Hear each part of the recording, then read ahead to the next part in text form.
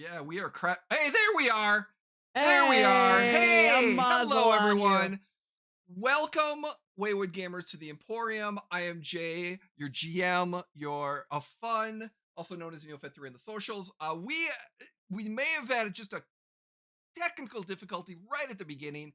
Don't worry, we are trying to get things organized. It's technically early, maybe not. We might be pre-recording this. Who knows? But anyways, we are here. We are happy to play some Pathfinder 2E now. Dun, dun, dun, dun, with the Legends of the Natural Ones. You might be going, wait a minute, Legends of the Natural Ones? We're in episode 3. I thought you were the Saltmarsh Legends. We were. But for season 3, we are now the Legends of the Natural Ones. And we switched from D&D to Pathfinders. Hence the new name, the new, more or less, some things are same, some things are different. But what is we were the Saltmarsh Legends until we didn't become legends. That is very true. That is very failed. true. But what is the same is these wonderful and talented players that are at the virtual table that we have. So let us introduce our wonderful, wonderful people. We'll start with you, Carrie. How are you this morning? I am doing amazing this morning. Hello, everybody. I'm Carrie. I play Brynn. Apparently the mildly mellowed half-elf rogue. We will maybe find out why. Mildly mellowed, indeed. As mellowed as Brynn can possibly be. Well, you know how it is. When alcohol isn't involved. That's life. That's life for you. How did she carry a child to term without drinking? I know, man. It was a tough 9. I tell you what. I was going to say, last episode, there were some reveals, so might be a reason why she's mild-mannered. Anywho, I am really excited to play today, and I love you guys. This is always a hoot. Yay! We broke Jim already. All right. Wow. It's early. It's 6:45 in the morning at my time, so. Yes, we are pre-recording these wonderful episodes because we want to be able to have them out for everyone. So thank you so much for getting up early for some of us on early. Yes. Jim, how are you doing, sir? I'm fine.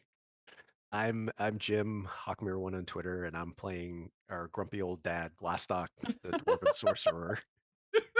So Battle sorcerer. Sorcerer, yes. Oh, well, yeah, you guys haven't seen the new version of Glastoc yet. So. He's not so much slashy anymore. different game systems, different personalities or abilities, I should say. So, yeah, we have not had a major combat yet. So, we'll figure out what episode that might come in that we'll have some. But I look forward to getting those characters' abilities tested. Different system, which we are learning. So again, we are having fun learning this wonderful system. So some of the rules, some of the rules, yay. Some of the rules will get wrong. But with that said, Jeff, how are you doing, sir? I'm good. It's 8:45 for me.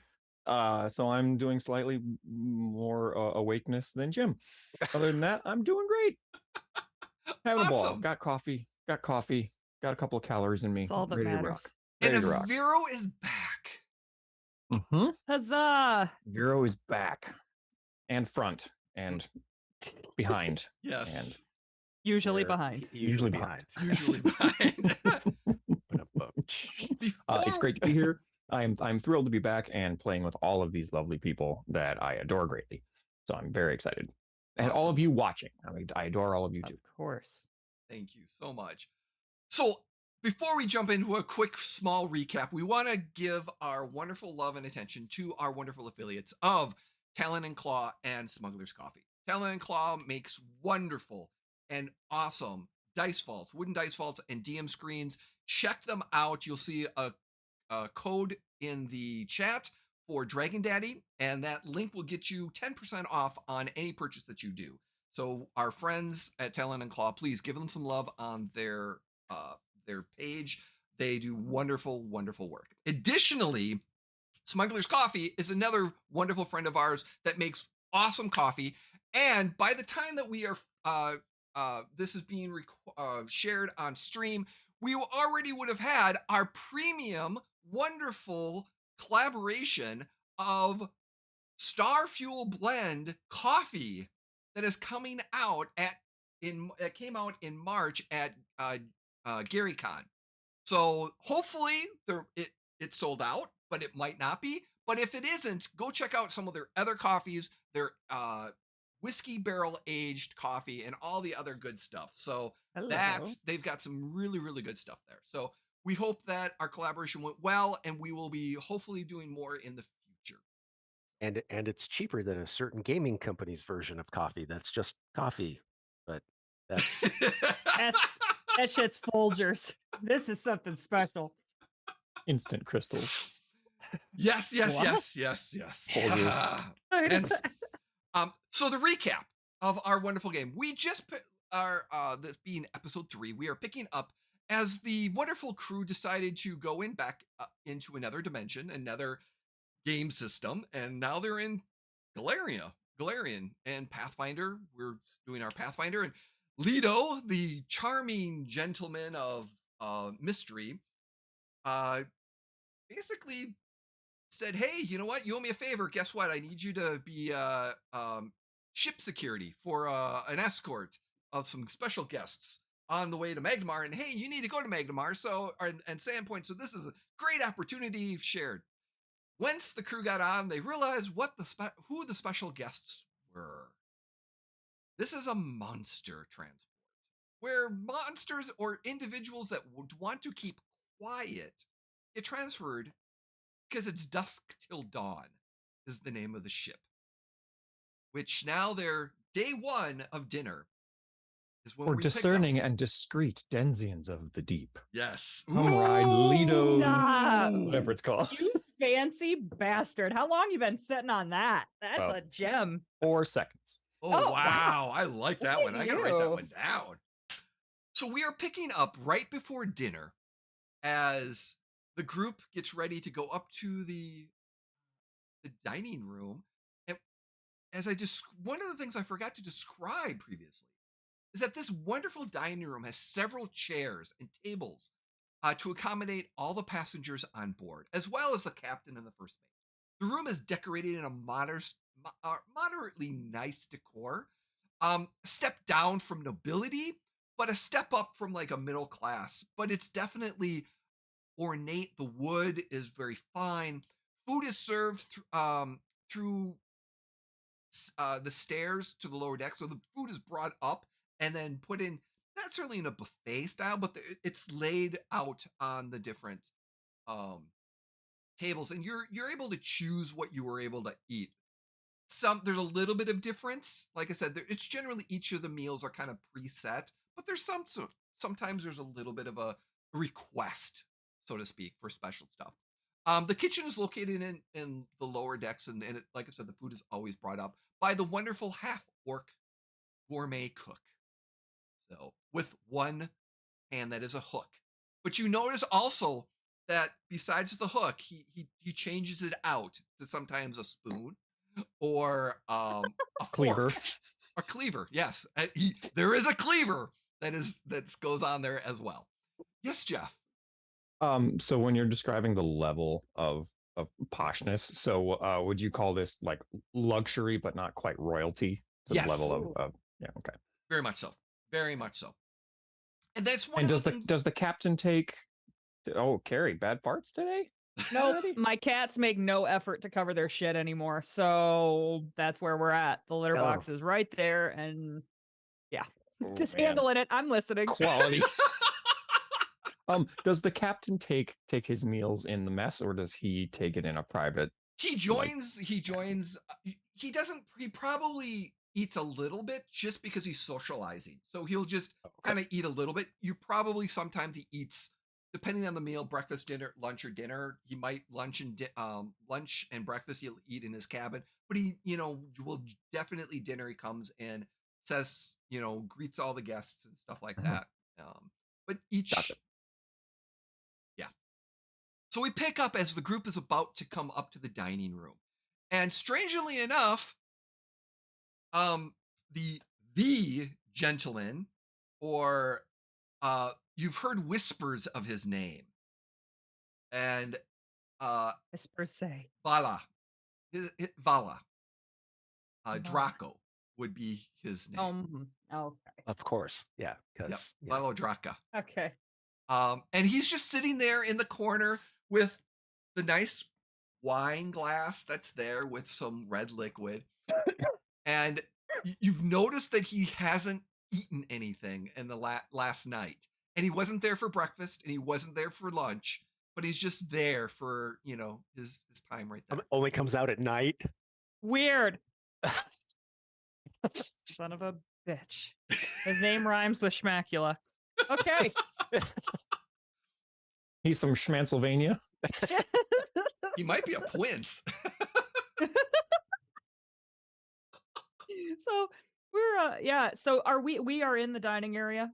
You're coming up the stairs to the dining area, yes. Okay, now I forget. Have we as characters figured this out? Like figured that yes. Aviro had. Yeah. Aviro and has realized. Oh yeah. Later that night. Oh yeah. Yeah, have you Brynn realized? Is very uneasy. So what you've realized is that this is a monster transport. So monsters and individuals that have high connections and expensive connections can use this discreet transportation. You realize that you can't smell and you don't know for sure that he's undead, but based off of some of his stereotypical descriptions, he probably appears to be a vampire. You have met a vampire before, so he does have some similar qualities, and making the leap. You do know that there's something strange about the madam, but you're not 100% sure what yet. So that's a little oddity. The married honeymoon couple, that's really, really the aristocratic married couple that have been doing it all day long and all night long. That has kept you up all night. That's another thing. And then you have the female alchemist and her daughter. That's another one that's just not, they must be running from something because it's just not, there. But there's definitely one. Yeah. Vala is the gentleman he's referred to is definitely. Yeah. Jay, just a FYI, and I don't know if Carrie and Jeff have tried yet. I can't move my token on the map. Oh, I have not tried either. I will Nope. let me. No can do. While we are talking about things, Jay, do you know that we still can't see you? Oh, you can't. Oh, so there seems to be. No, I did not know. Okay. No worries. You're describing everything so well, we don't need to see you, but no, but that seems to be an issue with our my OBS and because Are you showing up on the stream though? I am showing. Well, I'm showing up on the OBS overlay. So yeah. you see us. You see. Okay, then I see you. I see me. Yeah. Right. Then don't worry. We just can't see you in Zoom. So. Wow, we'll take in about an hour. We'll take a break and maybe we'll play with it a little bit. So we'll see. Sounds good. So I'm sorry, where did we leave off? My brain just went Okay. technical difficulties. We're on the ship. You're on We're the ship. coming up for dinner. Yep, you're coming up for dinner. And Aviro is avoiding any kind of eye contact whatsoever with any of the other. Aviro's just now. So when we get dinner, is it like basically we just sit down and they bring it to us, or do we have to go and get it Buffet ourselves? No, style. they bring it to you. So they'll the cook will come up and like one of the servers will come in and So, plate the food to you. Generally, it's just the cook. so I'm assuming something similar to this was going to happen. So the three of us sit down at a table, and let's say Glastoc sitting next to Aviro and Brynn sitting across from us. And so Aviro's got his head down. The second that his plate hits the table, I expect him to try to stand up and walk back to his room, but Glastoc just grabs him and puts him back down. Yep. What? And Bryn's just kind of eating and sees this, and it's just like looking over it, making sure nobody noticed. We need to act like we don't know what's going on. That seems foolish. No, it's smart because It's the smartest thing. Yeah, if we act like we don't realize who our passengers are that we're protecting, it's probably safer for us. Granted, Leto has already said that there's a strict no combat policy for accosting, each other while on the boat. But personally, I'd rather be safe than sorry. So if we act like they're just normal people, since that's what they want everyone to believe, then that's what we should do. I disagree, but I will go along with it because you can hurt me. It's not me you have to worry about. And I kind of look up at Brynn real quick. It's not me either. And I kind of like I look, kind of gesture at all around us, and I'm just like, they don't seem to mean anybody harm. They're probably it's like when you come upon an animal, they're more afraid of you than you are of them. I've never met an animal that's more afraid of me than I am of it. That's fair. That's fair. You probably haven't. No, but try to act normal. Well, normal, not Aviro normal. Yeah, that's good. That's a good distinction. And I would just continue eating, and I guess I would make an effort to like sit in such a way that like I am between Aviro and the monster mash. And well, as you can see in Roll20, there's the room and all the tokens are there. I'm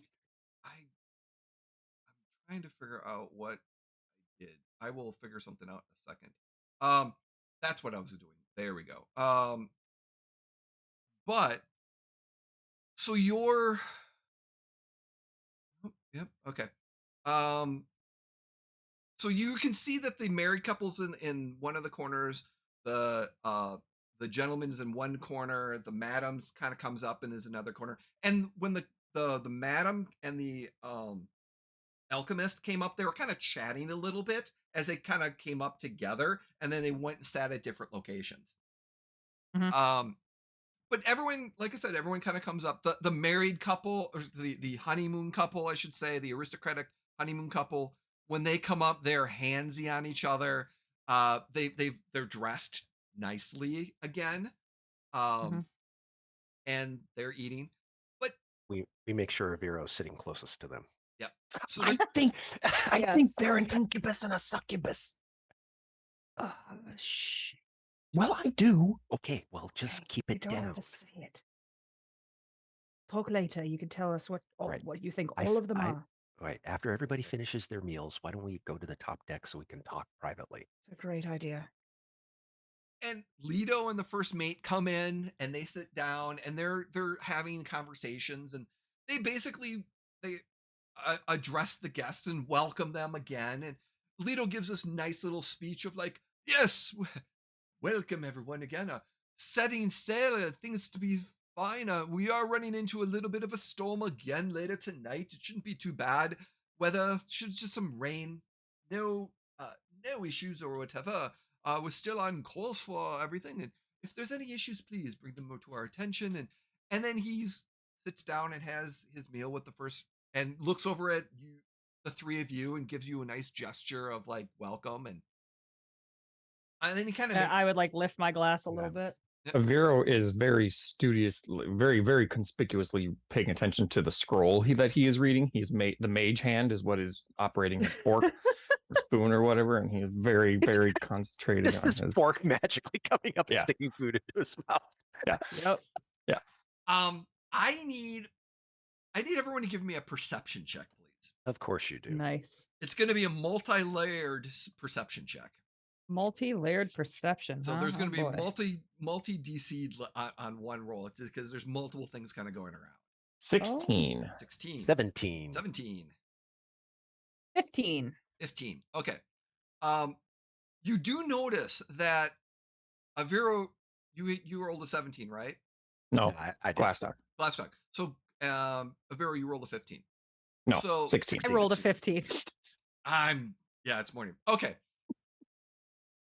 Glastoc, you picked this up. Okay.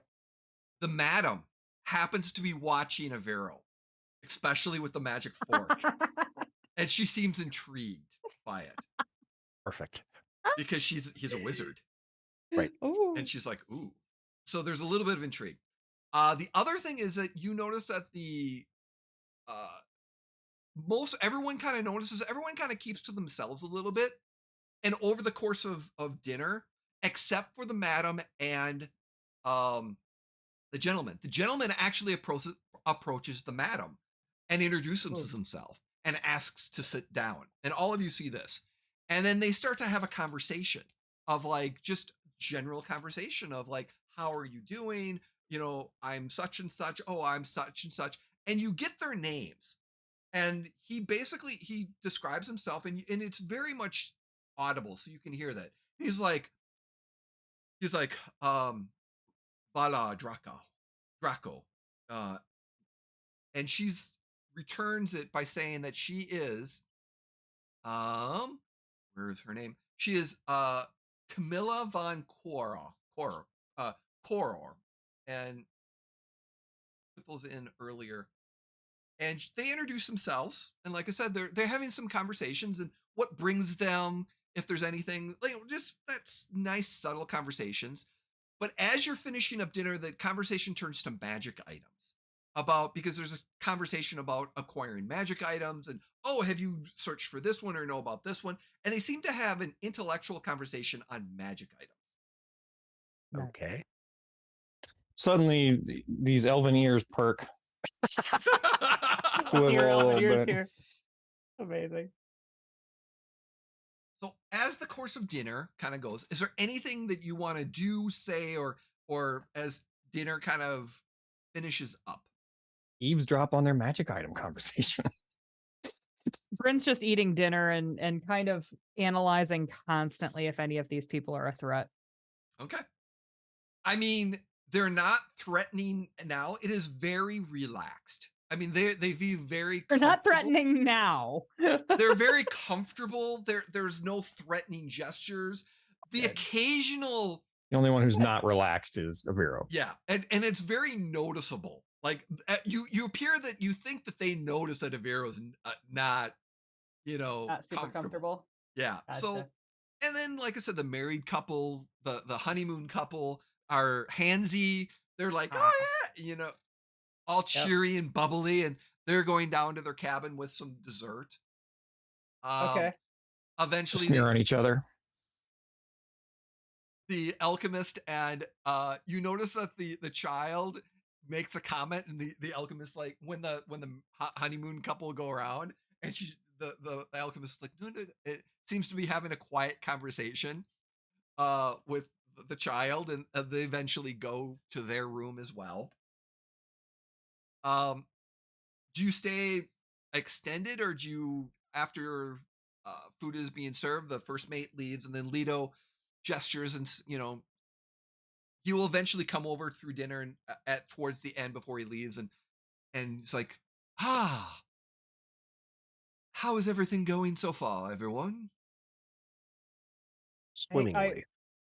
Very well. Dinner was delicious. Thank you. Excellent. Yes, the chef is a top-notch gourmet. So nothing but the best on these particular ships, voyages. Wouldn't doubt it with you. Yes. Thank you again for joining us.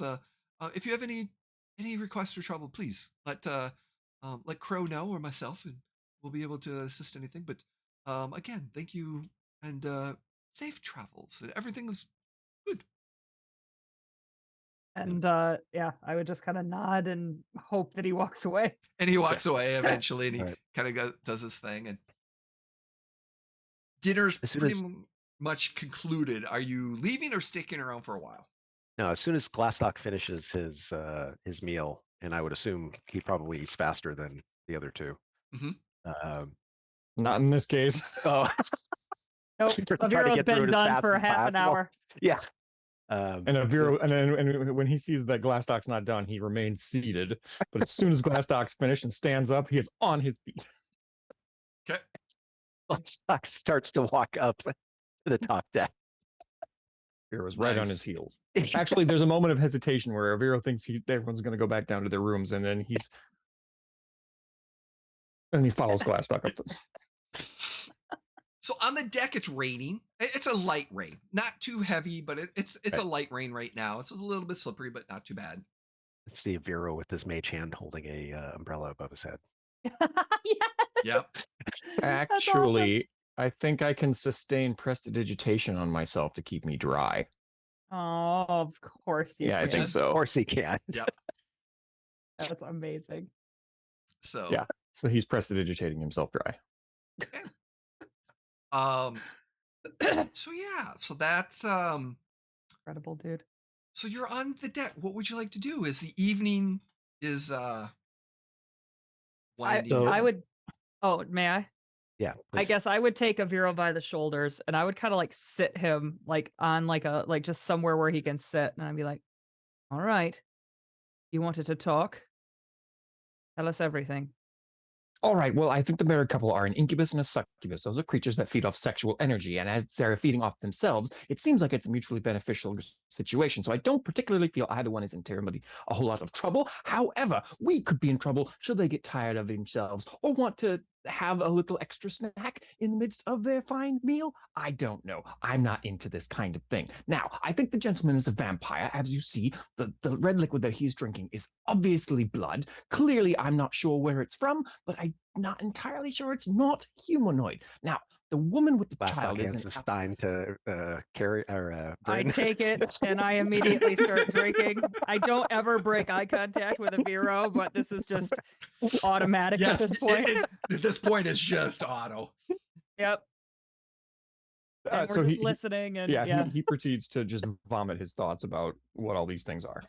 And continue, please, because I'd like to hear Vero's rest of his analysis. Oh, Yeah. the woman with the child is an alchemist of some sort. I've smelled the hints of sulfur and iocane upon her. I'm not entirely sure what she's doing here. I don't think she's supernatural in any way. However, she could be the former concubine of a vampire. Perhaps the child is a dhampir. I'm not entirely sure without getting a closer look and perhaps a sample of the child's hair, which I don't really want to acquire. Now, who's left? The solitary female. I'm not entirely sure what she's all about. She's the mystery of the group. I perhaps a siren, perhaps a demoness of some form. I don't know. She's the one that puzzles me the most. As for the chef, he seems fine. A mundane orc, slightly better equipped than your average orc missing limbs. literally better equipped. The captain and the first mate seem mundane. However, as Glastoc has mentioned, or was it Brynn? As Brynn mentioned, all the crew are undead of some form or another. As one of them walks by in the rain, glamour, tying some stuff down on the ship. Right. Well, that seems to be the full measure of it then.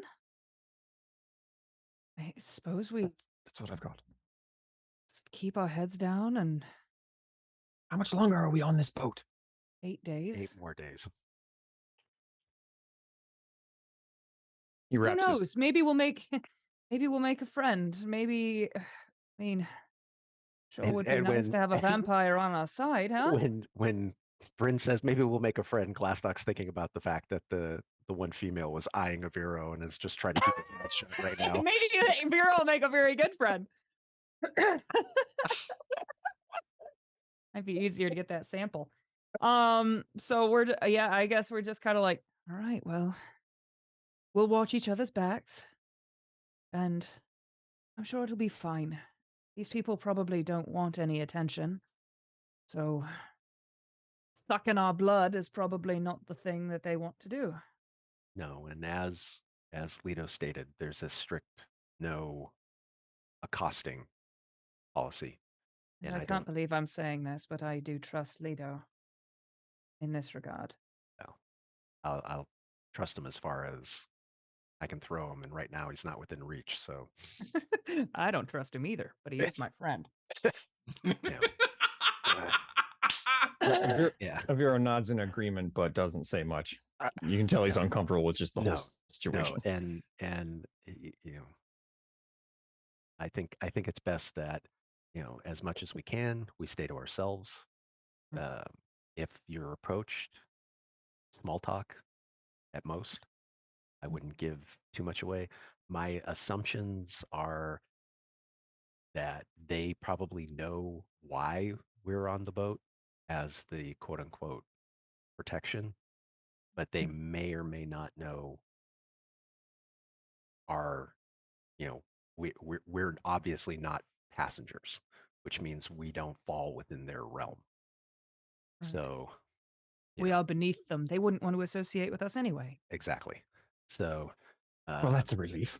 Well, yeah, and so congratulations, Aviro. You are shit. Yes, but and let's so use, are we. Yes, let's use that as our thank you to our advantage and just avoid contact without avoiding contact, if that makes sense. Mm-hmm. That doesn't make any sense at all. Unless they come up to you to say something, don't go up to them. How's that? And if they do, don't. And if they say something to you, say as little as possible. Which I know is difficult for you. Not today. Try for to the next act 8 days. Normal. Like, don't act like you know what they are.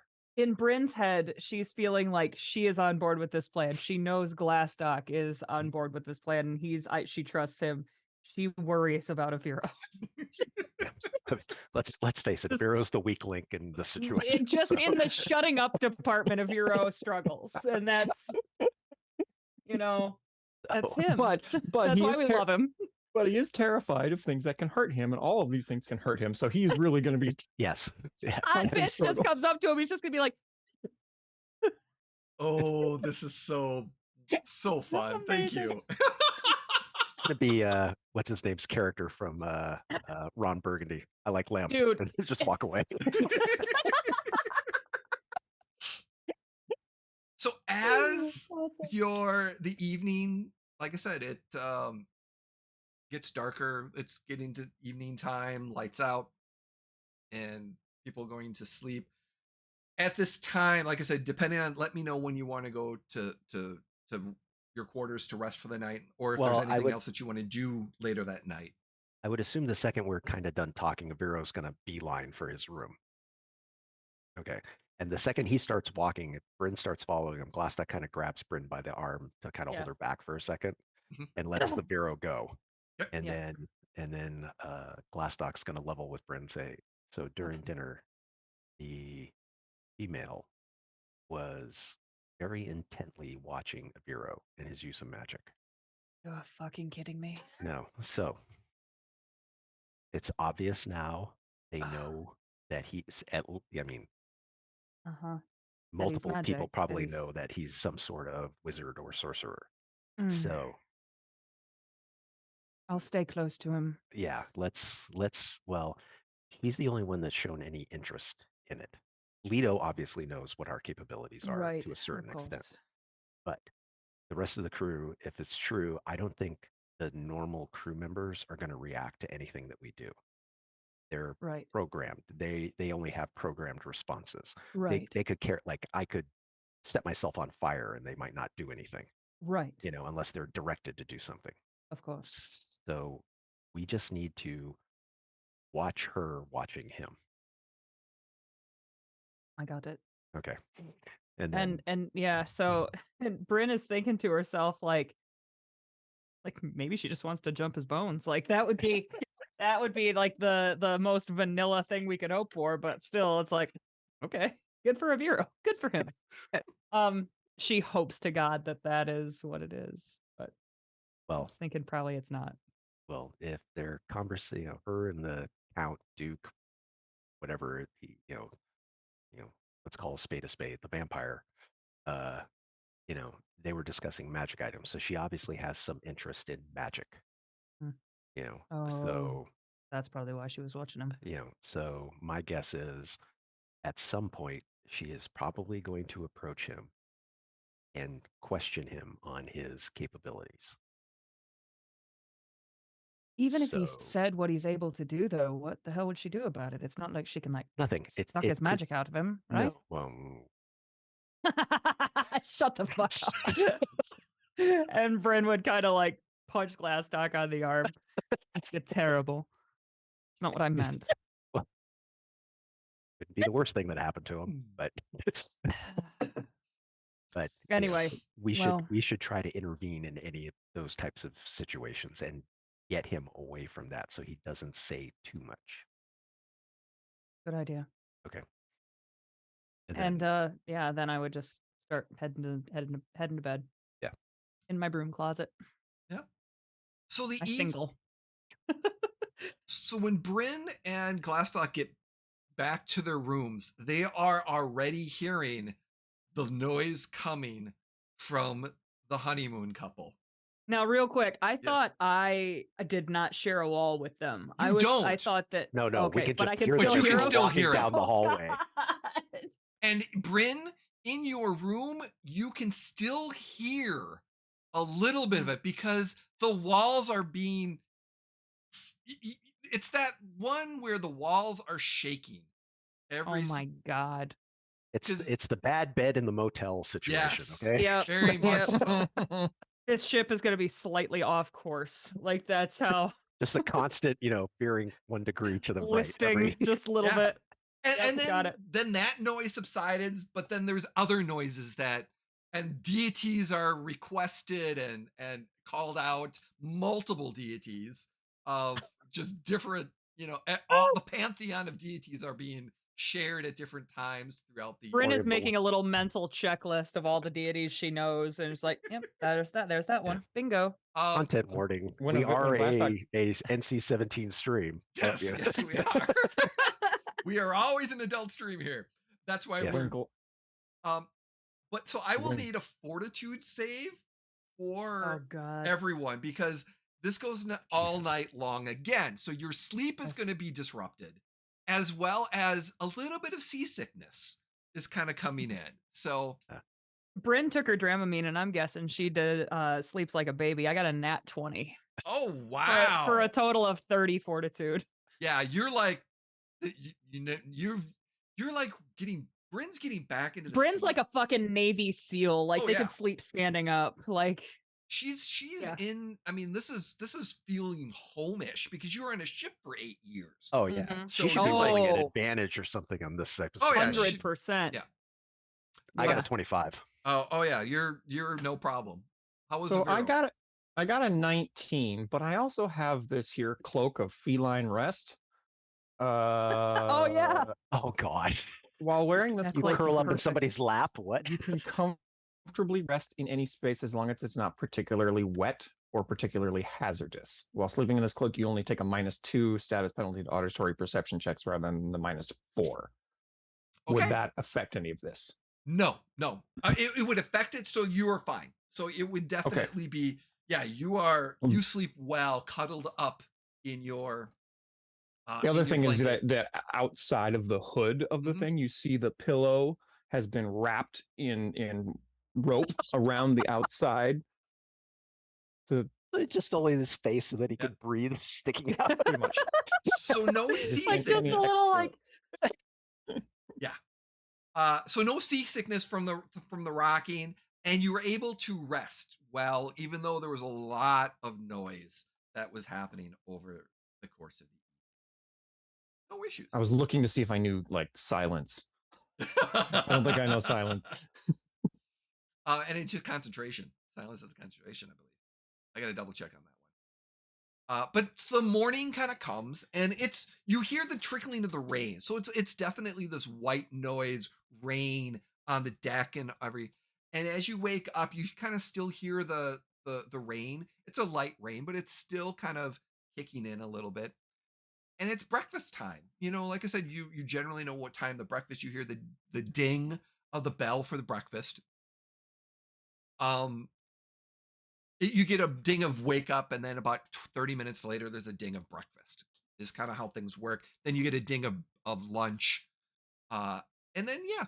So you figuring you get ready normally in the morning. You go up for breakfast at the appropriate time, or arriving early or late. What would you like to do? Glastoc would go at the normal time. I mean, he's Okay. gonna try to act as normal as possible. Yep. I mean, He's never Aviro late, nor is he ever early. right. Aviro But he would end does up he does make sure as he goes by Aviro's room, he knocks on the door and he says, "Get up!" And Well, you're in the just keeps same we room. going. share a room. Oh, You that's share a right. room. That's right. Okay, well then I Brynn just is- I knock him over. Well, by and myself. because he's not used to sleeping for 8 hours, he is Right. not. He doesn't move he has very a hard fast. time. Mhm. He's that teenager that was woken up at 9 a.m. Right. Oh. Oh. as opposed to the 1:30. Right. Yeah. Yep. Yeah, Brynn wakes up at like the perfect time because again, like this whole like just the hammock like rocking and like Mhm. the rain and it's very, very homey and she slept very, very well. Yeah. Yeah. This is piece of So cake for Brynn. so you go up for breakfast, and as you kind of sit down and get breakfast, the thing you notice is that the alchemist and her child are the only ones at breakfast. And Big shock. the alchemist is, eating. The child seems to be just kind of looking and at your group, and she's got a little plate in front of her, but she's not eating so much. Um, and over the course of breakfast, the female honeymooner, um, with her messy blonde hair, just in a bathrobe with a big smile on her face, kind of walks up the stairs gets some food, some Glad she can biscuits for walk. herself, and she kind of looks over and she's like, "Hi, morning." Give her a little Oh wave. my God. Hi. Good morning. Sleep well. Hello. And gives a Oh. giggle. Kind of gives that giggle of like, "Oh, sleep." I would say really quick. So like this alchemist and the kid are eating and Brynn is eating and at one point Brynn does like make eye contact with the kid and she shows like I don't know like a coin or something and then like and it's gone. And just to kind of like I'm trying to ingratiate ourselves a little bit here. And so I hope like the kid is like watching and is impressed. Yeah, very And much. then And she turns and it's to back. the mother figure and she's like, and she kind of points and like, and it's interesting. And she seems very, and you see suddenly this hesitation of like, she kind of gets up for a second, and then as she stands up, takes like 1 foot step, she realizes, oh wait a minute, and gets a little bit nervous and then sits back down and kind of looks up at her mom. And she's like, her That's mom fine. is kind of like, if you want to go, I'm here. And she's like, Mhm. there's that debate about coming over to say hi or something, but she's kind of just being very, very shy. Yeah, that's fine. I don't want to interact with this kid super a lot. I just want to be like the fun aunt. Mm-hmm. Yep, The fun aunt. the fun ad. Uh, but yeah, so then the honeymoon and she's, her name. You've over the course Of course we did. We heard it all night long. That is very Yes. true. Um, Loudly. Paulina is her name, and she's Paulina gets her food and some more food for her partner, and she goes down back to her room to have breakfast, so to speak. I also heard she's a very bad girl. No, I'm just kidding. Amazing. Sorry. After breakfast, Why does this man want to know who her father is? He kept wanting to know who her father is. Yes, apparently never found out. And You'd think she Brynn, would like, just kinda tell him shoots a after the first knowing asking. a knowing glance at Glastoc. And just keep Your food, eating. Aviro. Breakfast gets done. Alito and Crow, the first mate, generally don't come in for breakfast too much. But what would you like to do during the day before lunch? Anything specific? What did I learn from overhearing the magic item conversation? And is there anything I can be researching or looking up or thinking about pertaining to that? They were just basically some of the conversation. They were just doing a general conversation of magic items, of like where they're interested in. Is it archaeological digs? Is it schools of magic? And more or less, what you gathered is that the madam is she's seeking a particular magic item. She didn't get into detail what the magic item is, but she's on her way to Magnamar to purchase a magic item that she's looking for. But she's an antiquity collector of certain magic items. And you did hear that the gentleman, the count, the prince, Vampire. whatever you like to call him, he's acquired anything but that. He's acquired some interesting artifacts, some very interesting, like for a long. You get the sense he's been around for a long time, and has various locations of magic items. But he's also he may not possess, but he's encountered many magic items.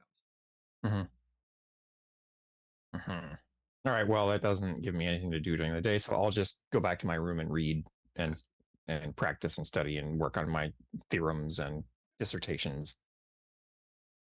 I'll write a letter to my magic school giving them an update and asking if I can return. Okay. At about a half hour in, all you hear again is noise from the cabin next door. Of course. Breakfast was done. Incredible. And, I take my stuff and go up on top of the deck. It's raining. It's raining. There has to be like a canopy set up though, like there's got to be something. Not on the deck, no. But there's the dining room that's available. All right, is there anyone in it? No. Then I'll go sit there. Okay. I would say Brynn, even though it is raining lightly, Brynn would kind of be spending some time on deck, just sort of like walking around and like just feeling the ship and being on deck is again kind of comforting. And she is kind of keeping an eye out for the Camilla. Okay. And just she, like I said, morning. It's a little bit more rocky. The storm's picking up a little bit, that you can tell. So, like I said, it's definitely on that raining point, but it's picking up. It's gray out. These are typical weather. You've experienced these multiple times, and it's not a heavy. But you do notice, like I said, by the rain kind of coming in, it's gonna probably rain for the next day or two. Probably it might get a little heavier in a day, but you're not sure. But it's pretty. You're on the edge, and they're making course corrections to kind of avoid any major rainstorms. But it just looks very much like this is a 2 or 3 day light rainstorm that's kind of coming in. But yeah, over the course, you're just kind of observing the individuals working. Actually, give me a perception check real quick. Jesus, nat 20 again. I'm taking a picture. I'm gonna start stopping being believed. Wow, Brynn, you are nice. beating all of them. You are owning that table. This makes sense. This makes sense though. The dice don't lie. Oh yeah. The thing you notice is some of the crew members that you noticed earlier, the ones that were sleeping, they don't appear. There's that shimmering effect as the rain kind of hits them, as the glamour. And what you notice is that they're not skeletons. So there's a mix of crew of skeletons and maybe some more fleshy undead. Like zombies. Oh, zombies and skeletons. Good. And good. you notice maybe that ghouls? the zombie or ghouls, or zombies type individuals are more task oriented Oh, than good. actually sentient. They're the little bit of sentience, but not as much as the skeletal sentience, which seems to be weird. But they just They're seem to lacking be in brains. yeah. But they're just they're doing that, but they're all in that same uniform. They've got the glamored piece of jewelry they're all wearing, and but yeah, you can tell by occasionally the shimmering of that's not a skeleton, that's a full fleshed little decay, but yeah, Ugh. yeah. Do they smell? No, they do not smell. Glamour, probably. Okay. Mental note. So there's a mental and note of Brynn that there's a combination between skeletons and zombies. There might be a ghoul, but pretty much they're yeah. Okay. Mental note. I will be sharing this with Glastoc and not Aviro later on. Yeah. But they don't I- mind you. I mean, they acknowledge your presence, but they don't interact with you at all. That's fair. Who's Yep. who's actually steering the ship? Crow. Okay. And Leto is the captain, Crow is the first mate, right? Yes. Correct. Oh, Lito's the captain. Oh. Lito's the captain. Yeah. He owns the ship. Yeah. Okay. Okay. But Crow doesn't seem to be glamored. Correct? No. Crow is Okay. is an elf. Well, he's an elf. He Okay. is looks like a golden high elf. He's very armored. He's got a scimitar. Actually, Brynn, with that nat 20, you notice a spider symbol on his scimitar. Okay. Would I know like what that symbology like represents, or Not like what? necessarily. I would need a lore or Religion. a knowledge, like a lore roll, or Lore what? what? It wouldn't be. I have lore seed. sailing. Yeah, it wouldn't be that. What about It's society? Yes. Religion? I would go society. Give me that would probably Society work. roll? Yeah, I would. It's a little bit off, but recalling knowledge with that 20. 26. Oh, 26. So you've heard Very killing it with the rolls I today. know. Seriously. Don't So- jinx it. in your past. So we're gonna say in the We're gonna past get into of combat, and Carrie's gonna start rolling ones. You watch. That's what's gonna happen. you recognize that is a sort of a drow elf. Ooh. But he's not a drow. Then that nat 20 comes in, and over the course of the time, he's glamored. Oh, see, So that's what I he's a was- drow that doesn't look like a drow. You're Are there pretty drow sure. in Golarion? Yeah, Yes. there's drow and Golarion. Okay. So he is like the rain and stuff. You see that there's some glamoring on him. Probably his armor is being glamored a little bit, Mm. but he's a full elf. He is not undead. He's like I said, but Okay. but you saw the darker colored skin of a drow elf that's been glamored. And I don't mind. Like, The, No, the no. only I would- the only two people who aren't glamored that we know of are Leto and the orc. And the quartermaster. Is that the orc? No, the orc No. is the cook, and then there's a quartermaster The quartermaster. Okay. who's a human. So I would imagine at some point think? during this day, I would just I would go up by the Mhm. the helm, Helm.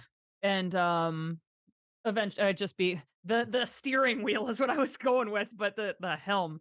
And I guess I would probably just be making contact with Crow if he's willing to chat. I would Crow want to has- speak Elvish. I never get a chance to. Yeah, Crow speaks Elvish. He's That very is a- kind. And Dirty, dirty ever lie. You don't ever want to talk Elvish with me. I always want to talk Elvish. You don't want to talk Elvish because you say it's infuriating to Glastoc. It is. I don't even know if Glastoc speaks any other languages other than common and dwarf. No, I don't think Exactly. so. You think we're Yeah. think we're telling secrets about you if we're speaking Elvish. Yeah, around here. it's rude. But I would be speaking Elvish with Crow if he's willing to chat. And very much so. And he's taken care of. He's wearing the raincoats and stuff like that. And he's like, Mhm. and he has conversations like, are you enjoying your stay? Everything Mhm. you seem to be adapting well. Everything going okay. Is Aviro okay with? He seems to be a little shaky, but is everything good? You kind of inquiring a little And bit. this conversation is all very like surface level. Oh, yeah. Brynn would share that she has spent time on ships and that's why she's doing okay, and that Aviro hasn't, and that's why he's not doing okay. And Yep. just like very surfacey, like small talk. Yep. And he's like, making sure that he's like, okay, if there's the crew will notify if there's any danger that does come on the ship. Mhm. The crew will automatically they've been programmed to, let us know, and then your job it will be required to handle anything but he doesn't anticipate anything at this in these locations in these waters. Good. Around the bend there might be something, and Mhm. that's kind of where around the bend of the tip, there's been some rumors of a potential sea monster in the area, Okay. maybe an octopus of some that's I kind of hunting in those grounds. I would ask him about when will that be? Is that hours away, days away? It's days, Like so it's probably days. about Nice. 5 days from now. Okay. Okay. So Brynn makes a mental note, and eventually this conversation would end, and she would just kind of walk around for a little bit until lunch, aka or dinner. Okay. Glastoc, anything specific for you for up until lunchtime? No, because I mean, I was pretty much going to say what Glastoc was doing was kind of already what Brynn has figured out. Like I was just going to watch for like patterns that the crew members were doing, because they're like we've already discovered they're obviously programmed to do certain functions and stuff. But if like certain ones were doing like specific things, like Okay. these types of crew members were only doing this, and we've kind of Yeah, figured that out and based over on the course of studying that, you're going to see which ones are. So there's going to Right. you're going to see which levels of there's like 3 levels of sentience in these particularly programmed undead. Okay. Some of the skeletons are a little bit more sentient. You've got your zombie that are very just functioning, limited sentience. You've got your skeletons who are a little bit more. They're not on deck. They're probably more the evening and afternoon. There's a few of them, and then there's like 1 or 2 of them that are more like they seem to be the ones that are kind of controlling, and they're the leading of the crew, and they take their direct orders from a crow, and they kind of and out. So they're a little bit more sentient. Yes. So that's kind of what I'm getting at is Yeah. I want to try to figure out, is it Crow or Leto who's actually controlling the crew?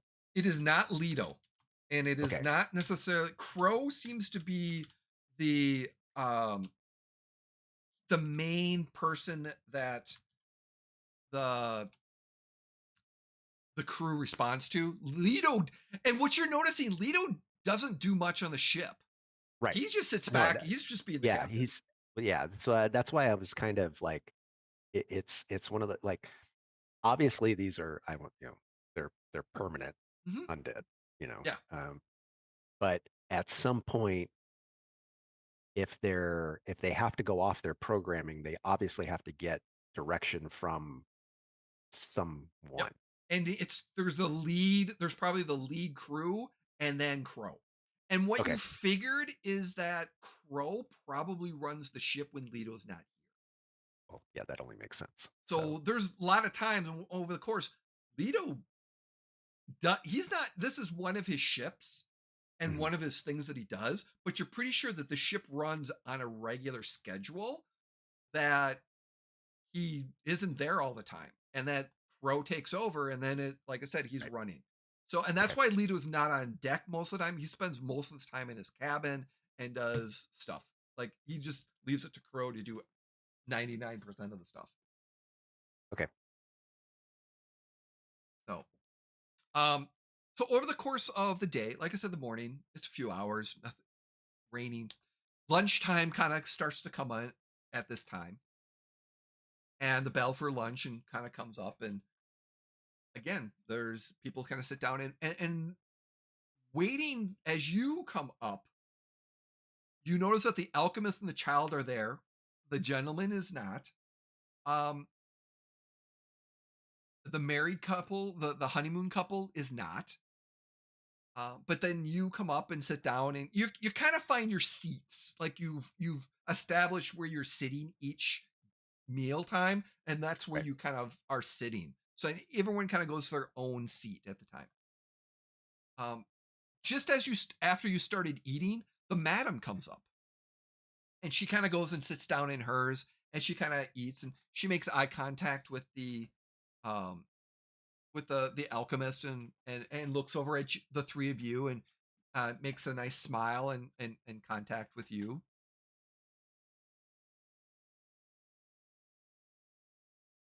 You make eye contact back.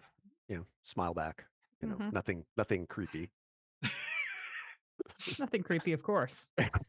And just as you're finishing up your lunch, you see the madam stand up and approach your table. Who has it? So, is it Brynn who would have her back? Yes. Probably. Yep. Okay.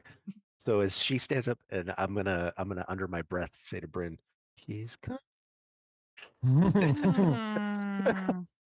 And she walks past Brynn, right next to, in between Aviro and Brynn, and looks down at Aviro,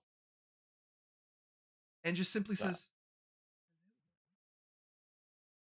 "Madam Camila, and your names?" I'm sorry, Jay. You broke up there for a second. Can you repeat that? She's like, "My name is Madam Camila, and your name?" And Glastoc puts his hand on Aviro's thigh and says, "I am Glastoc Steelcloaked, and these are my companions, Aviro Starborn and Brynn Broadwater." Oh. River, whatever. Close enough. At which point she looks at you, Glastoc, and says, and then gestures to Aviro and says, "Is he taken, partnered, or dominated?" I like his, and she pauses for a second, stature. His high elf stature. I would very much giving love a side eye to Brynn. Brynn is just not. Brynn is looking so hard at her breakfast right now. Is he available for conversation? Clearly, she is determining you are his master. So Glastoc's going to turn. Dole him out wisely. Look at Aviro and say, yes, he is available for conversation. And he's going to be giving him this look like, don't say anything stupid.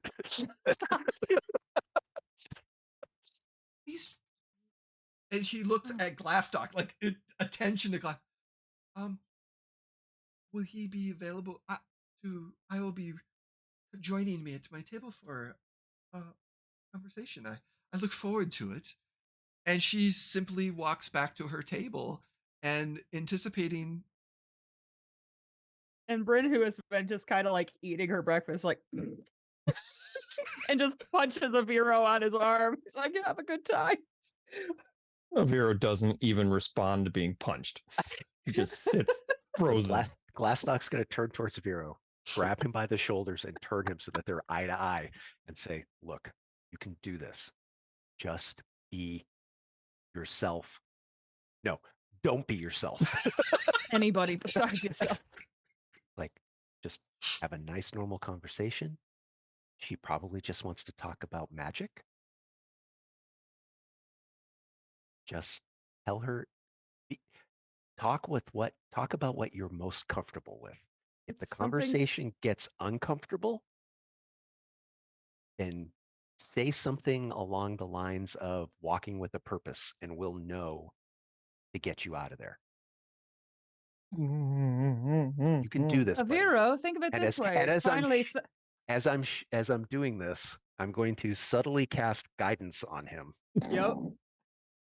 Aviro, think of it this way. It's finally somebody who understands all your magical mumbo jumbo. You get to finally nerd out with somebody. So you're going to get a +1 bonus on any attack roll, perception check, saving throw, or skill check.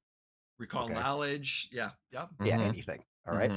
So it's like, you got this. And then, and as he's saying this, he puts his his stein in front of Aviro and, like, take a drink. You can do this.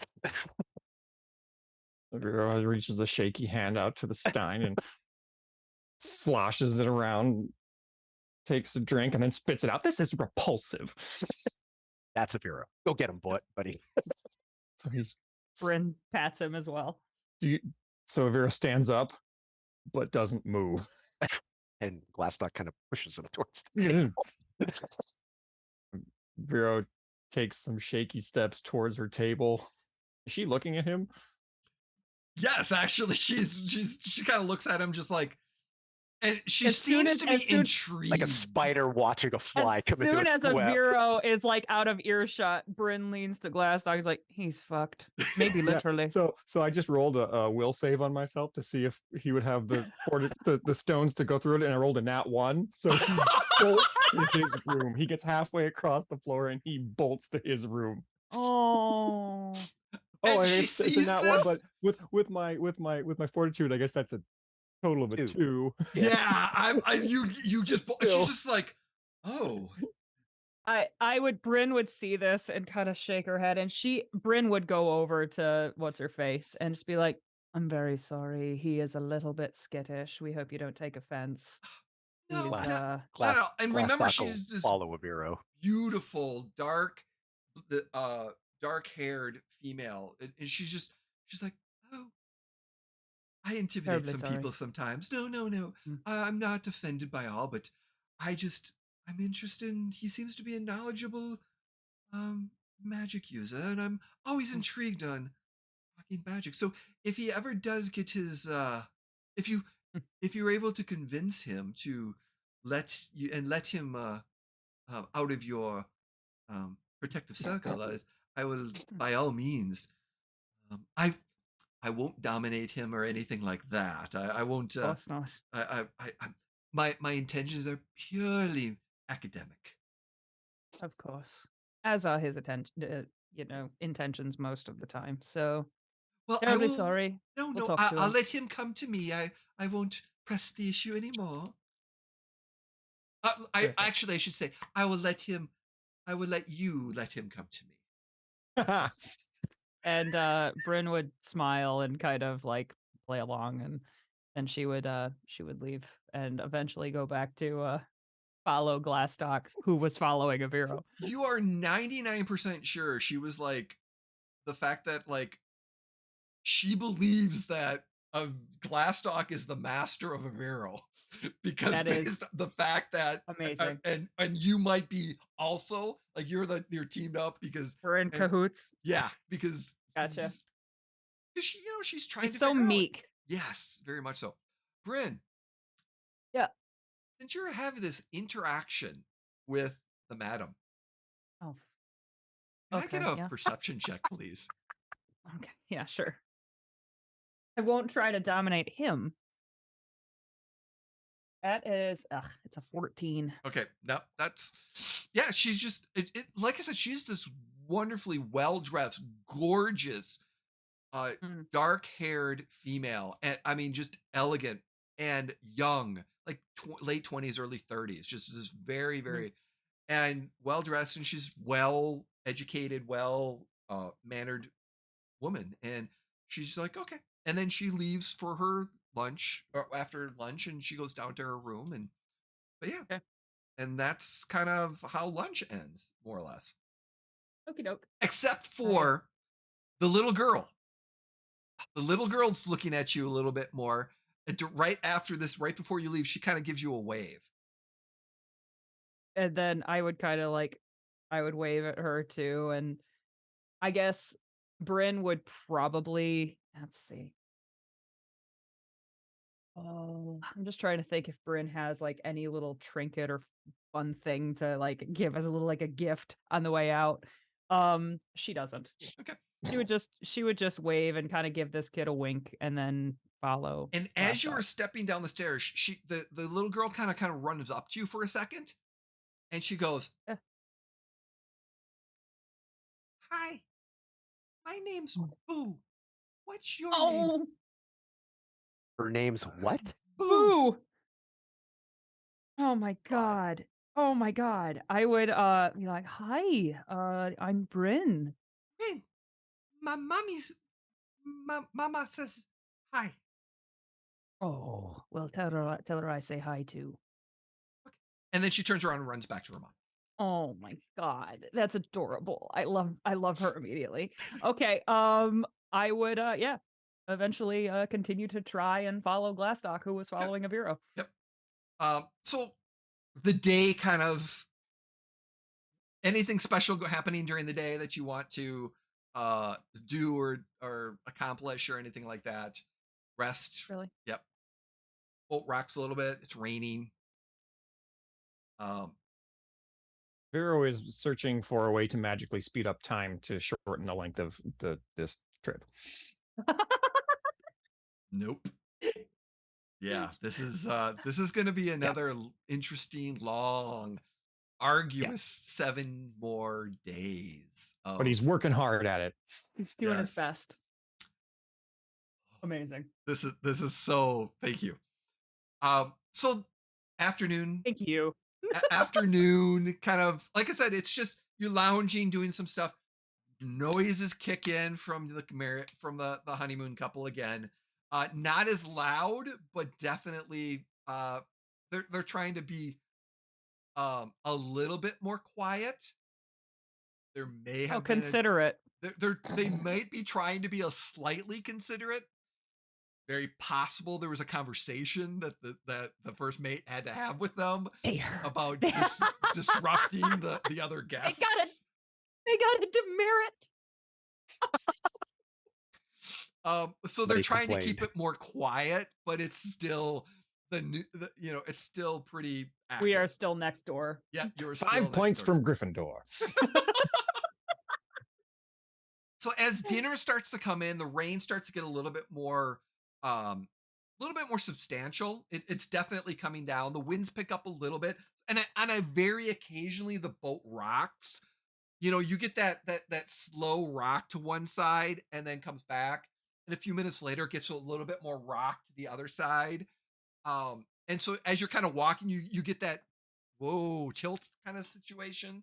Nothing that's going to require a roll or a check, anything like that. You get your balance pretty well, but it's a little bit more on the rocky side. So the storm's kind of kicking up just a little bit, which Brynn, being on deck is not a good thing.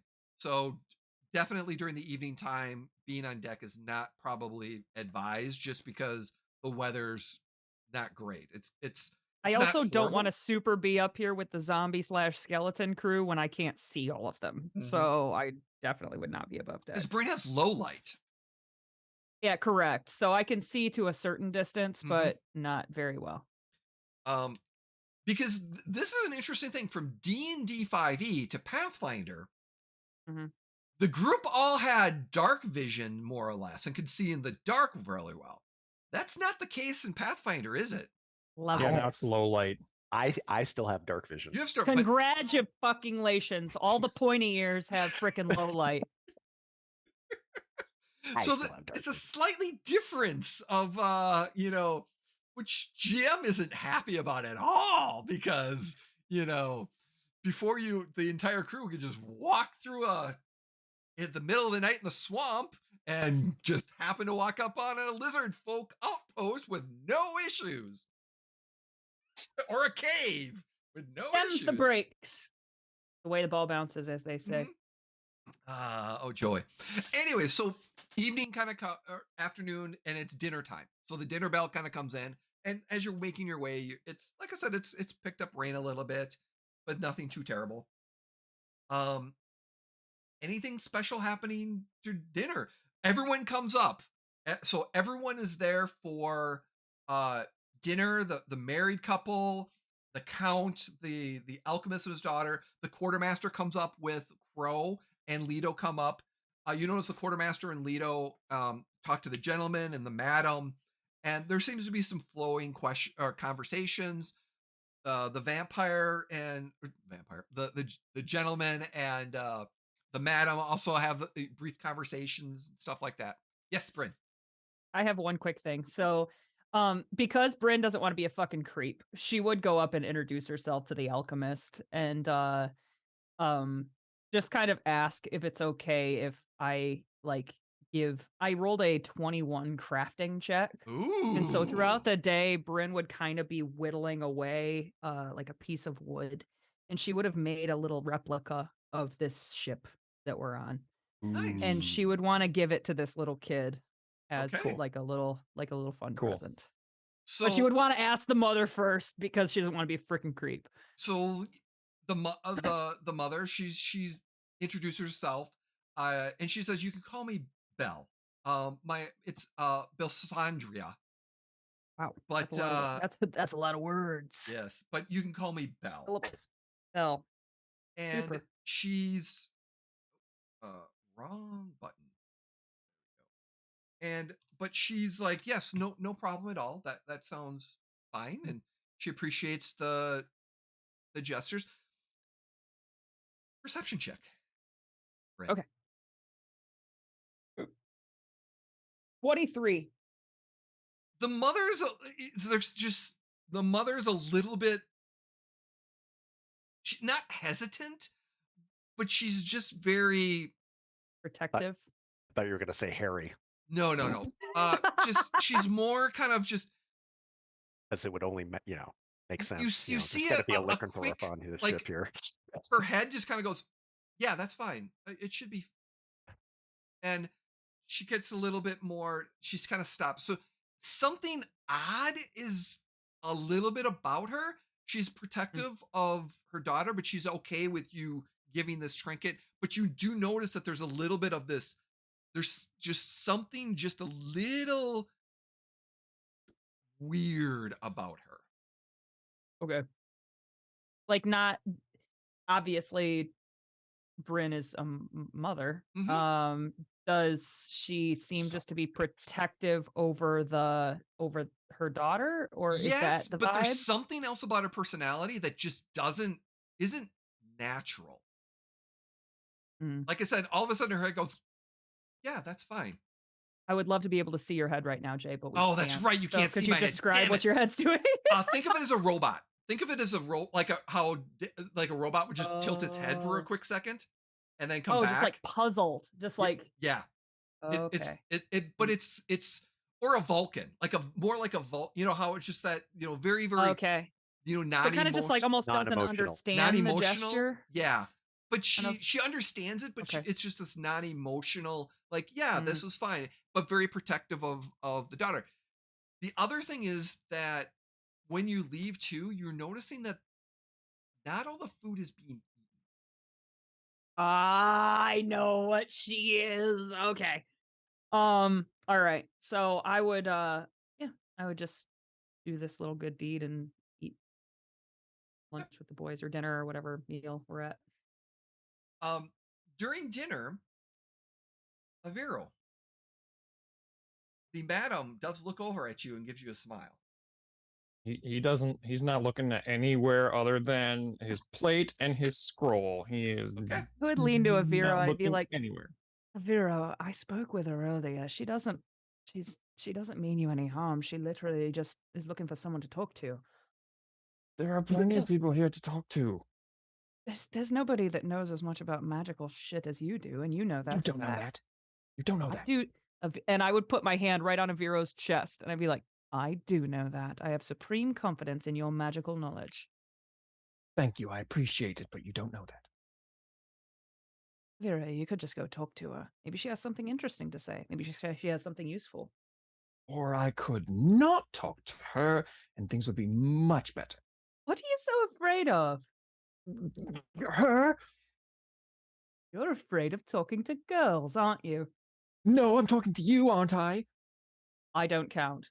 Why not? You're a girl. Are you not a girl? And suddenly he gets actually quite Glastoc's conversation. keeping his head down and trying not to laugh at this conversation. I am, but I'm like your sister. It's You different. are nothing like my sister. That's have we met Yeah, his sister? Remember? Yeah. So everything in the Yeah, box, I the am counter, very counter much like spell. your sister. Oh yeah, you love her sister. Yeah. I'm like, well, that's up for debate, but anyway. Why is it so important that I go talk to her? Maybe she has something useful to say. Maybe she's Because it keeps interesting. up normal pretense. It's not normal for people It's to avoid each other so much on such an enclosed area. And she did want to talk to you. The more you deny her, the more she will want you. And Brynn kind That's of bumps him. ridiculous. That notion of the more you deny something, the more it is desired. Preposterous. Because once you're denied something, you just say, well, I'm unfortunately not allowed that thing, and then you just go on with your life. Of course, that's how it works. Of course, that's how it works. I want to try to like convince him. Can I make like a diplomacy check on Aviro? Yes, you can. There is one of the skills is an action that you can try to diplomacy, and it would be very. I want to say it's. Oh, This diplomacy is a skill. yeah, it's a skill, and then it would be diplomacy versus his diplomacy, and or make an impression. Probably will. Yeah, make an impression. Yeah, to make an impression. So my diplomacy is dirty 20. Okay. So make an impression. It's the will DC of the target. Okay, so what is your will save? My will save is a +12. So it's 22. Do I need to roll? No, you don't. Roll? Your DC is a 22. So you just take you just take a 10. Yeah, you take 10 plus whatever your plus to your will save is. And Brynn, you got a dirty 20. I got a dirty 20. Yeah, you're convincing him, but not enough. That's about par for the course. Yep. And Brenda just kind of shrug. Yep. So yeah, Leto makes his rounds to say hi to everyone. The dinner, pretty much, like I said, dinner goes accordingly. The honeymoon couple starts having a conversation. They clearly introduce themselves to the madam. They kind of seem to have a conversation real quick, nothing terrible. In a very brief. And they make a comment. It's like, yes, we're keeping it down. We're keeping it down. And she's all over him. But they still just cannot keep their hands to themselves. They cannot. My God. They cannot. And the prince, the count, the gentleman is just kind of like definitely somewhat annoyed, but somewhat intrigued by watching this love fest of just it's almost as if he's reminiscing about ancient ages, decades, but then annoyed that, well, someone's there. But like I said, it's just one of those situations where he's just like, okay. And he has just his red cup there. And he's always there ahead of time. He's there when you arrive. For dinner. Yes. And he just has his cup. And the thing you notice, the cup is there with him before dinner is even served. Well, that's what you do. You sit down, you order a drink first. That's Obviously. just normal. Yeah.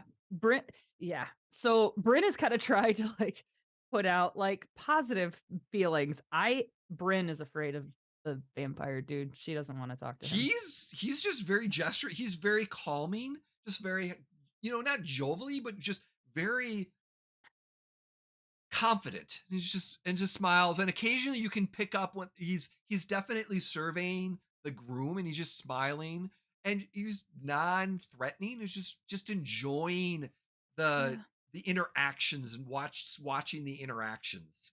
I think just because of maybe like his wealth and like his just like kind of vibe of like, I'm popular with everybody. He kind of reminds Brynn of like that politician whose ass she kicked, and like just like his just kind of that feeling like that. Not so smart. much, because that politician was just a jerk and an ass. He was an ass all the time. Yeah, he was an ass all the time. This guy is some of the time. He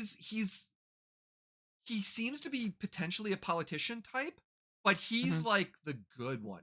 I'm like a very presidential, like a good presidential or a very good politician. Like his his presence. He's like a George Clooney presence with Hot. just Okay, never mind. Brynn loves him. just this nice presence of just Awesome.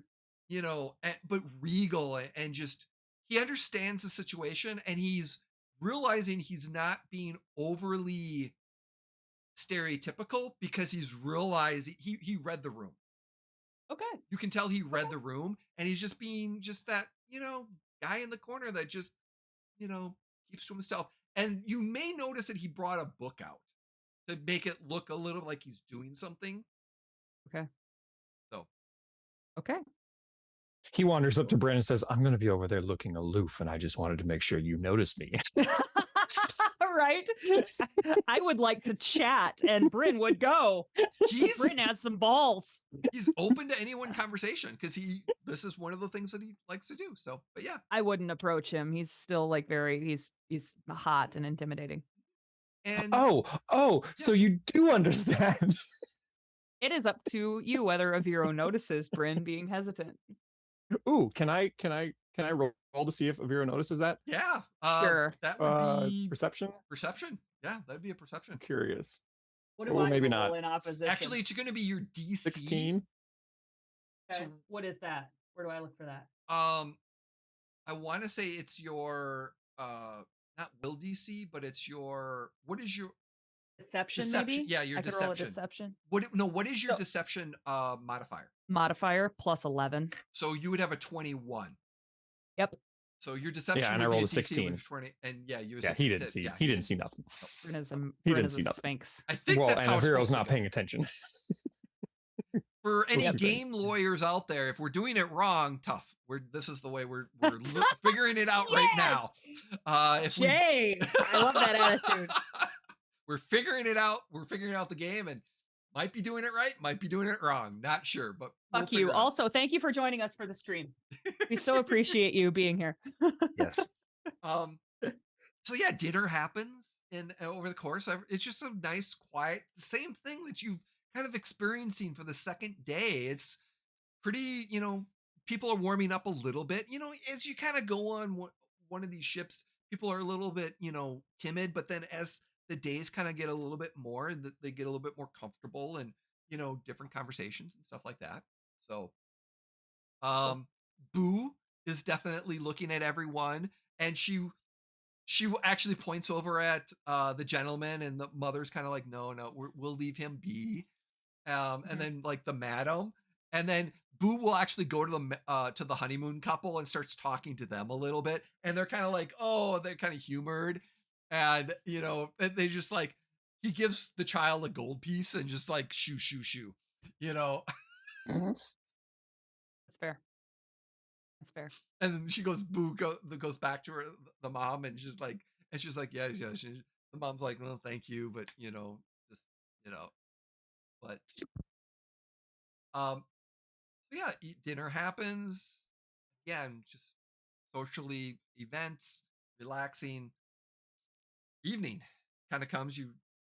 Anything special happening for you in the evening or after dinner, I should say, that you want to accomplish or do? No. Can't think of anything. Yeah, no. I don't have anything. Work on my speed up time spell. Okay. You can get better at making this journey go faster. All right. I mean, I have haste. I know haste. So studying my haste spell, I'm trying to apply that to a larger period of time instead of just. Oh. Okay. The rain kind of comes in, and it's a light rain again on stuff. I would like a perception check from everyone. Ooh, a perception. I swear on a stack of Bibles. I am not making this up. That's another nat 20. Oh my God. Wee! 3 today. 3. Damn. And I was putting some major minuses on this. Carrie, when we get into combat, if you are rolling like shit, I am going to be all over your ass. I have no control over this. That's how dice work. And figure, what is Aviro and Glastoc? Mine's a dirty 20. Okay. 24. Okay. Brynn. Because that's what, a 32? 31. 31. Okay. even without the nat 20, because nat 20s are sometimes automatic and sometimes not automatic in the system. I'm still looking at it as pretty sure it's an it's not a 100% automatic, but it's a 99% chance automatic based off where the DC is. Now there was some substantial minuses to your roll because it's late night, you're sleeping. I only have low light vision, and you have a high DC for this, but because of Brynn's natural sailing, one of the things, Brynn, you get woken up in the middle of the night. You heard a creak on the floorboards that, in your time as a sailor, didn't sit well. Okay. So I would I would get 3 a.m, and you heard it. You got woken up by a creak that just was like, okay, something just, wait a minute, what was that? And you're not sure. Brynn would, like, as quickly as she can kind of get dressed and then poke her head out of her room and kind of check it out, investigate. Yeah, you're looking at the room and you hear the rain, but yeah, there's nothing that you can. You're looking around, there's nothing in the hallway or anything. Everything's normal. Do I know where Lito's cabin is? Yes. Lito's cabin is going to be real quick on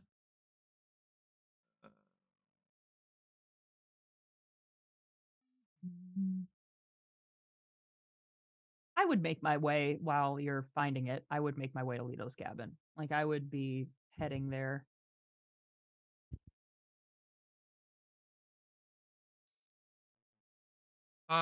So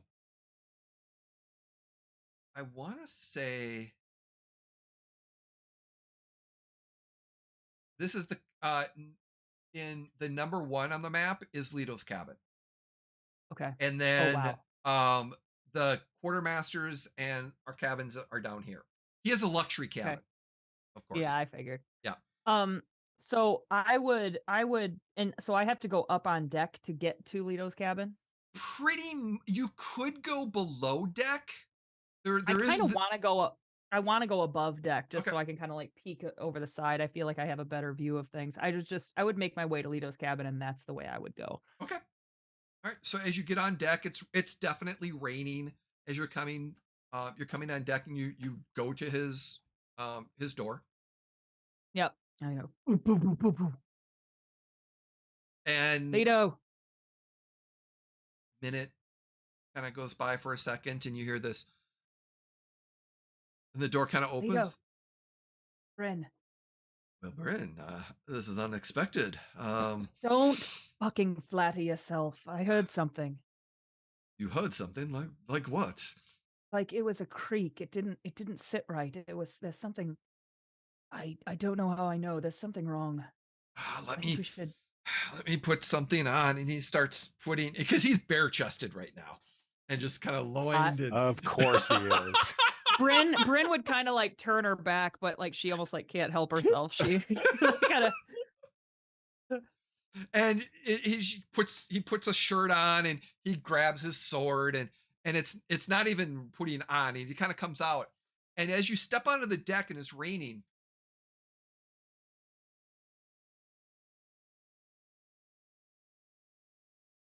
Did we lose Jay? Nope.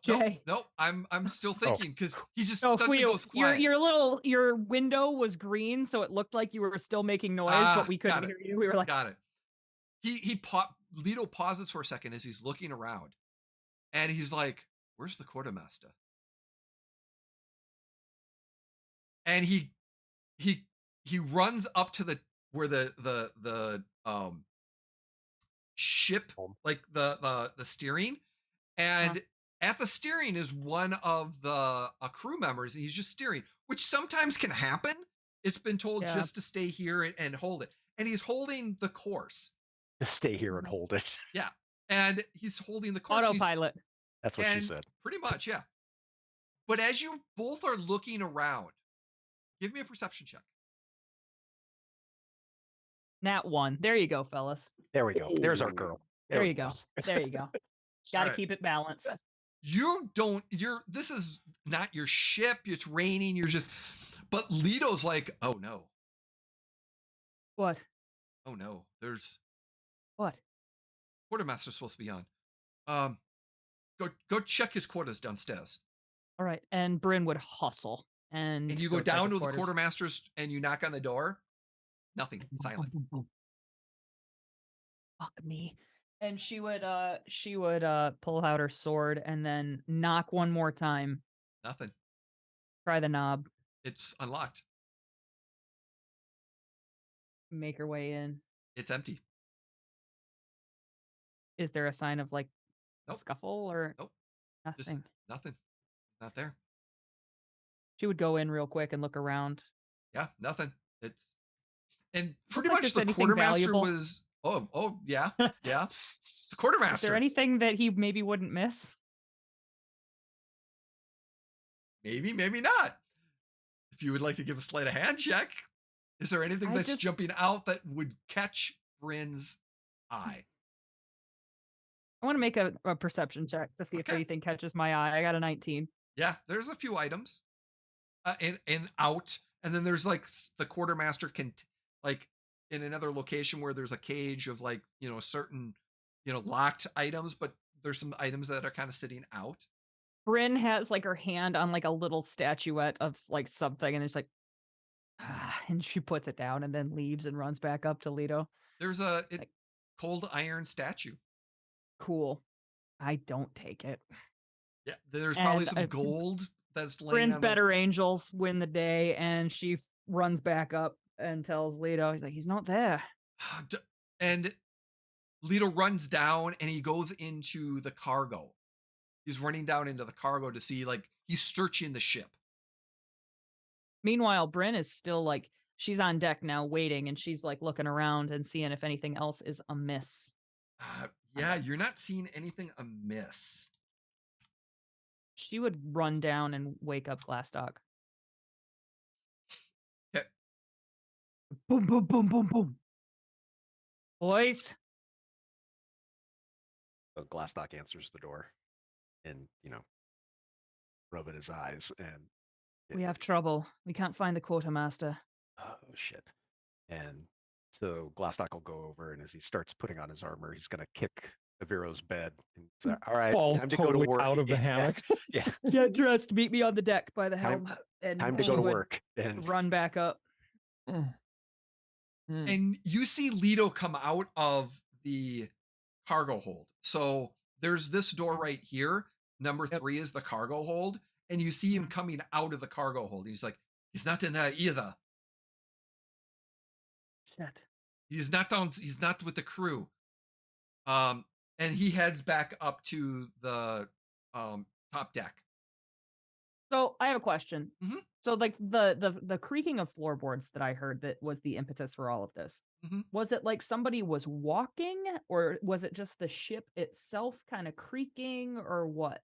Like what was not sure. It's almost as if something hit the top of the deck above you, or something like fell, or something, a thud or a creak, something that wasn't, that alarms you. And you've heard these, like, if it like it's that just you don't exactly know what you heard, but you heard something that woke you up.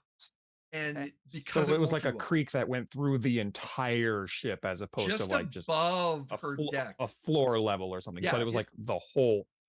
It reverberated through the wood of the entire ship, as opposed to just one thing. It may have originated in one spot, but like that's what made it so ominous. Yeah, and it happened right above Brynn. So it's one of those things that kind of happened right above Brynn's room. So, and that's why you could hear it. By other rooms probably couldn't. Because it originated above my room, would I know on deck where that is? Like where, and is it like right by this helm? No. So based off of where the ship is, you are thinking it's kind of, it's right on that stairwell almost. Okay. Interesting. So I guess Brynn would want to go check out specifically that area. Okay. And as you're kind of searching, you're not seeing anything really in that area that really is noticeable or anything like that. And yeah. Bryn would shrug and she would say to Leo, it's like, well, there's not much else we can do tonight, but I mean, should we stop the ship? I mean, if he went overboard, we don't want to just continue on without him. you wouldn't have, we would have known if you've gone overboard or something like that. I think. I think. Glastoc and Aviro, about this time you get on deck as well. Yeah. And he's like, and he's kind of searching around, and he's like, I'm missing 2 crew members as well. Jay, does the ship have like running lights? Like are there lanterns that are lit on the top deck? There's lanterns on deck that kind of make it Okay. glow a little bit. Yeah. Okay. There's enough low light on the top of the deck to be able to see. I don't care. You don't need it, but everyone else does. I care. Yes. I can see. Yeah. And Aviro and Glasslock, give me a perception check, please.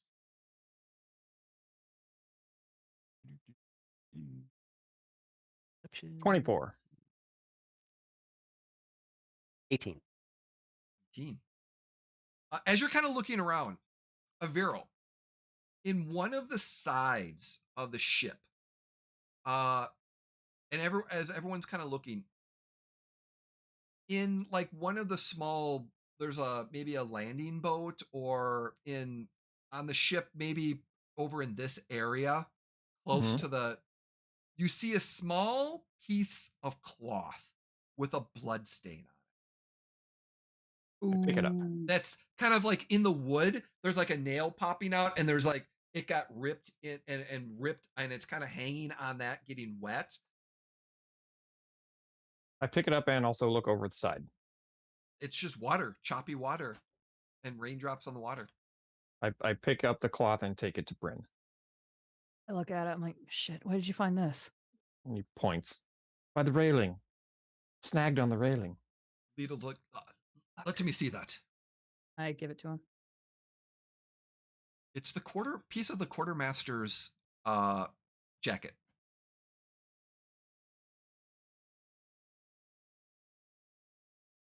And I guess at this point, not that she doesn't trust Aviro, but in that way that she has to see it for herself, she would go over to where he gestured and look herself and see if she sees anything. Nothing else, but it's definitely probably, based off of the information, there was a struggle here, and if it's caught on like part of the railing, it's very obvious he went over. Not by his own volition. Yeah. And I didn't hear like a scream or anything. Okay. And as you spend the next few minutes, Leto realizes that his quartermaster and 2 other crew members are missing. Because the only one on deck right now is the one that's doing the skeleton, that's doing the steering. Helmsman. The helmsman, yes. Which he goes down, lets the first mate know, gets some more crew up, and they start doing on top of the crew. He's like, can't. And Leto's having this conversation in the dining, brings you into the dining hall. And he's like, all right, clearly something happened here. Seems that we were, something snuck on the ship, probably took our quartermaster. Not sure what is going on, but we could also be, I would lean close to Leto and be like, it could also be one of your passengers. Nope. I no, it could not be. They know better. They know the rules. They wouldn't do anything like this. I'm confident in that. In my experience, rules are not a terribly good deterrent. But for very now, possible. But and if that's what do the you case, think it was? I don't know. I mean, it's hard to say, but I would be very shamed if it was one of our crew members. Or passengers, I should say. But I don't know. But we need to keep this quiet for now. We will have now that this has happened, we will keep regular shifts alert. And if something did happen, and the alarms didn't go off, so the crew members, if the crew didn't acknowledge something must have very, very stealthy. Whatever it was, I don't know. And yeah, Brynn is like kind of stealthy herself, and she knows how stealthy someone would have to be able to do this, and Mm-hmm. she's very unnerved by that idea. Yeah, this is to not Next leave level shit. anything. This is some good stealth. Like this is a This is master. professional. This is master level stealth because, of course, in Pathfinder you have trained, expert, master, and legendary skills. There's a very possibility, which you're Bryn's assumption that it could be a crew member Mhm. is possible because some of them could potentially be very stealthy, Well, or at least I one did- could be very stealthy. Motherfucking guy. Okay. So Brynn would kind of shake her head and just be like, "Well, all right. If there's nothing, Nothing we can if do there's nothing now. else, I suppose we should try to get back to sleep." And he will like he puts ups the number of crew members on in the evening for the rest of the night. He's making sure that everyone, like I said, so that they're doubling the number. So if there is any issues, there'll be more people to notice, and the alarms could be made if there's anything else that happens. Right. Should we not also remain, as it is sort of our duty? Aviro, there's nothing we can do right now, and it's not like we can just not sleep for the next 4 days. Is that what we have left? You've got 7. It's not like we can just not sleep for the entire week. We have to take care of ourselves so we can take care of them. Right, perhaps though, should we Shifts? rotate one of the 3 of us through shifts? That's very smart, Aviro, as usual. Well, who's first? I slept very well up until the incident here. Since Glastoc is the only one who can actually see in the dark, he Oh. should be the most Good idea. most of the night, however we Mhm. determine that is. Yeah.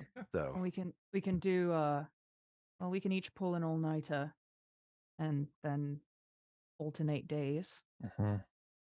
Glastoc, you want to take the rest of tonight? yes. Right. Okay. Well, and I would just kind of nod to Leto, and I would walk with Aviro back down below decks. And Brynn would say, Aviro, don't get the wrong idea, but are you all right sleeping alone in your room? Yes. Or would you like purely innocent company? Just in case anything goes wrong.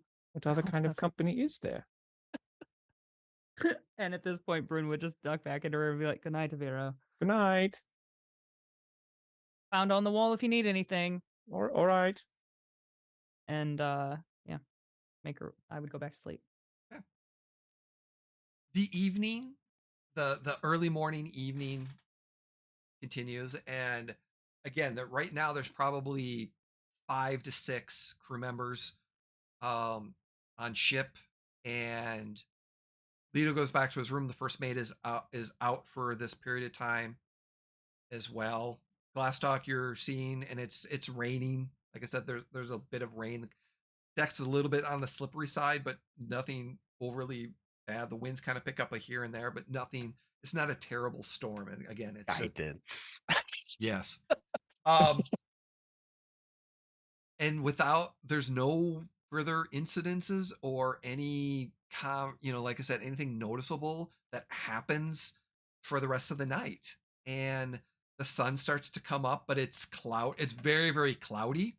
And the rain does subside by morning, but it's still very, very cloudy. And the sun doesn't come up. It's just clouds. And it's that gloomy UK and Seattle type cloud cover. It's wet. It feels that dampness, even though it's not raining. And the ship kind of continues on, and the morning comes in, and the morning bell is rung. Mhm. I would wake up and I would eventually make my way to breakfast. Okay. Same. Okay. Glastoc, are you heading to breakfast and then going to bed, or are you? What's Glastoc's plan? Glastoc's gonna go down and get his food, but then come back up on the deck Okay. just for a little while longer until either Brynn or Aviro, whichever one, finishes their meal and kind of comes up and relieves him, and then he'll go to his room. The thing you know Brynn too is would. so go ahead. I was just gonna say Brynn is not gonna probably be the first one. She's kind of taking her time because she still doesn't entirely trust these passengers, so she is at breakfast, kind of really watching them. Vera's bleary. You do remember that the dining Doesn't hall, like his beauty rest. yeah, his beauty rest got interrupted. Still getting used to his new meat suit. Yeah. Needing 8 hours of sleep. Yeah. The main deck is, so the door on the main deck goes right into the dining hall. So that's one of the things is you can go literally from the dining hall right onto the main deck. So that's one of the interesting, like larger rooms on this particular ship. And as the breakfast, again, the honeymoon couple, the female grabs breakfast and brings it back to her, back to the room. The alchemist and daughter are there. They have their breakfast, quiet conversations to themselves. The madam and the gentleman are not there as well. So, but yeah, and it's kind of it's that same, even though it's the intensity's changed a little bit, and the honeymoon couple doesn't notice anything, but it might appear to the alchemist and that there's something different because you're all three not together. So there may have been like a nod of something, but I was about to say, and Brynn's demeanor is sour, but that's not a change from the usual Yeah, I stuff. was gonna say that's Yeah. normal. That's like that's par for the course. And as we finish breakfast, that is where we're going to stop for today's episode. Okay. And we will pick Man, up. there's a Yes, there's a mystery afoot. There's a mystery afoot. What could have happened? Thank you everyone for joining us. We are so happy to continue this. We will be back with our next episode. So, but we're going to go around the horn. Where can we find you? Where we are? So, Jeff, how are you doing? And where can we find you? I'm doing very well. Thanks for asking. I'm Jeff. This has been fabulous. You can find me here on the Wednesdays that we stream this, and that's the only place you can find me because I'm in school and I spend all my time doing homework. Thank you, Jeff. That's awesome. There you go.